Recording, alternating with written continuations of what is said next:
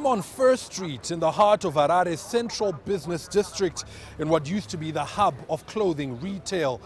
These shops used to be the go-to outlets for the latest in high-end fashion, but they're under pressure and feeling the heat from second-hand imports. Edgar's Limited reported a 24% drop in sales in 2015. Its revenue shrunk by 12% from $73 million to $63.9 million for the period to January 30th. Its high street competitor Truworths is also singing the blues, registering a marginal profit in the last year and projecting a difficult year ahead. Their collective woes are down to the proliferation of second-hand clothes, sent from abroad as donations, but smuggled into the country where they end up for sale on street pavements and out of car boots.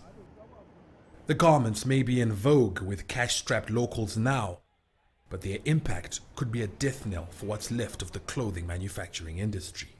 It's taking away demand that we could be supplying and need to supply, and it's not because we're not competitive, it's because we're being asked to compete against something that isn't a real cost anyway.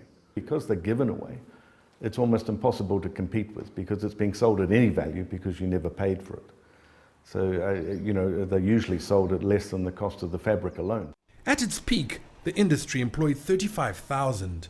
A steady wave of factory closures in the last decade has whittled the workforce down to just 6,000.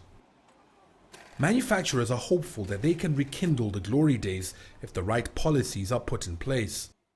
One of which is a ban on importation of second-hand clothes, announced last year but yet to be effected. Commitment to enforcing it remains to be seen. The issue is whether the authorities can then control that. Will Zimbabwe Revenue Authority control it at the borders, or will we continue to have the leakages that have been happening for some time? It looks like it may take more than just legislation to tame the locals' appetite for second-hand imports. It's a question of what your money can buy you. We are talking of deteriorating disposable incomes. So if I can't afford what is being sold in Edgar's, if I can't afford what is being sold in Jet, obviously I'll go for cheaper offerings. As long as our economy is not performing, we'll continue to see customers trading down towards cheaper offerings. With economic growth sluggish at the moment, these street-side outfitters could be in business for some time to come.